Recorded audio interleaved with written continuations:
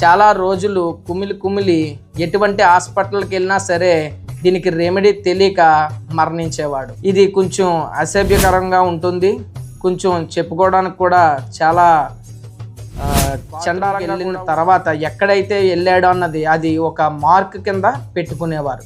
పెట్టుకుని అది ఎండిపోయిన తర్వాత దాన్ని మూత్రం ఎక్కడైతే పోసాడో ఆ మట్టిని కూడా నలుగు పిండి ఒంటికి పెట్టుకుంటారు. ఆ పిండిని కూడా భద్రపడి తలెంటుకులు, కాళ్ళు కింద మట్టి, ఊడుగు మొక్క యొక్క ఒక కొమ్మని ఒక మూర తీసుకునేవారు. ఆదివారం అమావాస్య రోజు, ఈ ఆదివారం అమావాస్య తర్వాత ఊరు చివర ఎవరూ లేని ప్రదేశంలో ఈ కిడ్నీలు స్తంభన అవ్వాలో, లేకపోతే మూత్ర స్తంభన అవ్వాలో, లేకపోతే పూర్వంలో ఒక వ్యక్తిని స్తంభన ఎలా చేసేవారు అంటే నోరు పనిచేయకుండా, అలాగే ఆయన ఒంటిలో ఉన్న అవయవాలన్నీ కూడా పనిచేయకుండా తాంత్రిక విధానంలో ఎలా ఈ యొక్క క్రియని చేసేవారో మన ఛానల్లో చెప్పడం జరిగింది.